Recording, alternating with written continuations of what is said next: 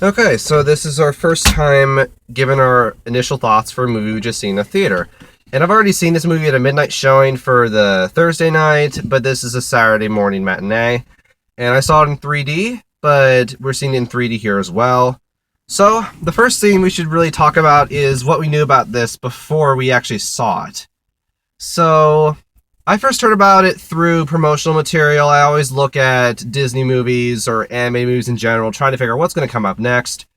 And Disney has a little bit of promotional material for Zootopia. They only had a drawing that showed an early design of Nick standing amongst a lot of bunnies that are half his size.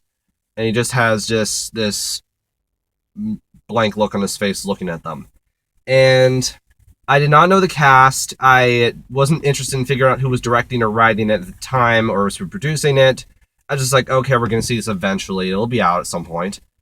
And however, I did not know if this movie was going to be animated in traditional sense or in a CGI sense because they could do either of them.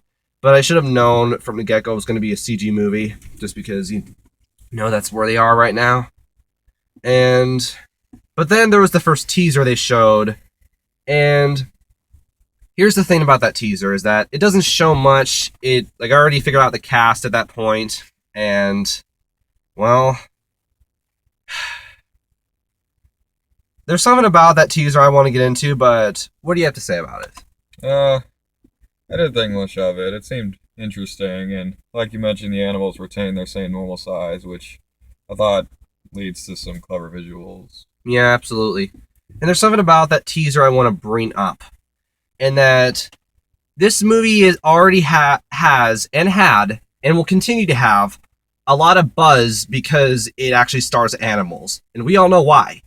That fandom called the furry fandom. And let me reveal something to you right now, is that I actually have a registered account on Fur Affinity, and I look at a lot of artwork and I favorite a lot of artwork. So yes, you can consider me a furry. But here's the thing. I rate a 1 on the Kinsey scale. You know what that means? No. A 1 on the Kinsey scale is where if you're a 6, you're completely gay. If you're a 0, you're completely straight. So 1 is right there. So I'm the first person I've told you that. But here's the thing. I do not see female animals from a sexual point of view at all. Not at all. No siree. I figured not. It's like, it does not happen. It does not. Okay, I got it. So don't criticize me for that. I was not gonna. So, yeah. And that's the thing. Seeing more promotional pictures, I don't know who Jason Bateman is. And for Jennifer Goodwin, I eventually figured out that she is Snow White from Once Upon a Time. I've never watched that show. I haven't seen it in a long time. How was she at that time? She was fine, I guess. I remember you telling me that if I wouldn't have brought that up, you wouldn't have figured it out.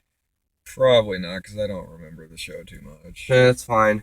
It's like maybe Jason Bateman's more famous as a television actor before his films, because the only film I've heard he was in was Identity Thief, and I've heard very bad things about that. Other than that, he was good in a lot of Melissa McCarthy, who's hilarious. So that being said, let's see what else. And here's the thing about. So I've seen a lot of people who talk about this movie, and here's the thing about the furry thing itself, is that I do not think that this film is precisely a furry movie for 2 reasons. 1, size difference. Many furry artworks adjust the animal sizes to where they all are around the same, so they function perfectly in a society.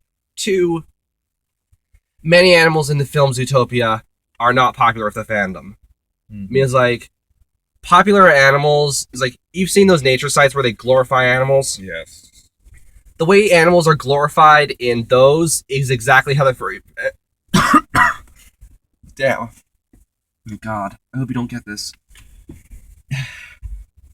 The way they're glorified on nature sites is exactly how the furry fandom treats these animals.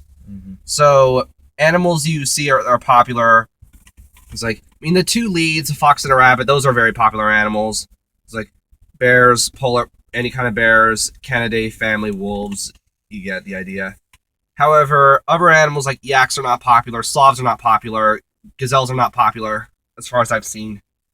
So there is an even mix in there, along with the size difference, so it's distinguishable enough. And I was actually scared because I was like afraid that there was gonna be someone in this fandom that would try to wear one of those costumes. And I know this is really irrational, but yeah. Because, like, I know as a child, both of us have kind of a fear of those big costumes that they have at mascot parties. It's just, I don't know why. I was always... I mean, it's like, when I was 14, I first heard the furry fandom through Yu-Gi-Oh! The Bridge series, where Joey has a bad dream where he's molested by Kaiba while... Well, raped by Kaiba wearing a dog suit, and they think he's a furry. Mm-hmm. And I tried looking it up. All I see is just these pictures, and I'm like, okay, there's a bunch of weirdos that wear suits. I didn't view it as a sexual thing, but I was like, oh god, why do you do this? But then I was like 19, watching... It's like I continued to casually enjoy these videos, these animations or TV shows where anthropomorphic animals are the focus, and I never connected it that that's what the fandom's really about. Just anthropomorphic creatures, that's it. And it really varies depending on the person. So, however, I have heard that there are people who were considering trying to wear one of those suits. However, they try to do it in a way that makes sense. Like, maybe they'll ask, like, they can wear a sign, and it's like, kids will like, okay, he's just dressing like one of the characters from the film, that's fine. And I was like, aren't you going to give yourself heat stroke that way? You know, those costumes get really hot. But that's enough of that. And so Jennifer Goodwin and Jason Bateman, that's that. You have Alan Tudyk, I think that's his name, playing the Weasel. He played the Duke from Frozen. Remember that? Mm-hmm. So it was like, it's good he's still getting work. And he was a lead character in Firefly and Serenity. It's like, then you know him. And he also played the guy from Wreck-It Ralph. Know him? Mm-hmm. Or you got him? Yeah. Okay, good. And seeing more and more character designs, I see like different characters in the police department. When I saw Shakira's... Is it Shakira or Shakira? Shakira's character, I was like, oh, what the hell's that? I mean, I was like, first of all, like I said, I don't see these animals from a sexual point of view, at least not the female ones. And second, I was like, gazelles are not a popular animal in this fandom. Well, so maybe that's why they picked her, the gazelle. Just so she'd get avoided. Yeah, of course. It was like, Shakira's like, yeah, Shakira. I heard she reprised a role in the Spanish dubs of the film, at least one of them, the one in Mexico. And it's like, you have her singing the song, which is a pretty good song. Mm-hmm. And they actually did more with her than I would give it credit for. Because at first used to like the generic pop star, but then when it shows her in charge of the peace rally, and she has male tiger dancers that are predators, so it's fully understandable why she would lead a peace rally, because she knows them personally. So, it's like, that's a nice cameo to have from Shakira. And honestly, I didn't know who she was until Nostalgia Critic parodied her in one of his videos. And The Voice, too, but I haven't seen much of that show. And... okay. So, but here's the thing. Benjamin Clawhauser, you know, the very fat cheetah? Mm-hmm. The moment I saw a picture of his design, I was thinking to myself, that is definitely one of the most adorable things I've ever seen. It was like, I haven't seen something like that because cheetahs cannot be fat, otherwise they die. And I was like, yes, indeed, this is going to be a character. I was like, every time you see him, he steals the show. That's a given. Mm-hmm. So, I was like, okay, voice cast. Who else is in this movie? Jason Bateman and Jennifer Goodwin and Shakira. That's pretty much the biggest names in this film. I mean, the actor who plays Benjamin Clawhauser is an unknown actor.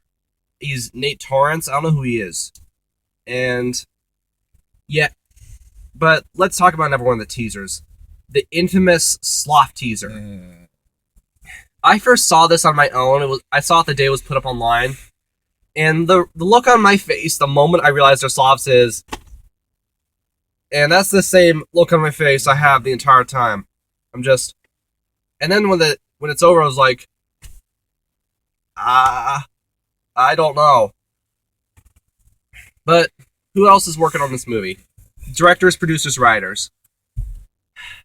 They have directors and producers all involved with some great movies. You have someone from Wreck-It Ralph. You have someone from Tangled. You have someone from Frozen. Those are 3 great movies. At least I've seen Wreck-It Ralph and Frozen. I haven't seen Tangled yet. I heard it's pretty good though. So you have those.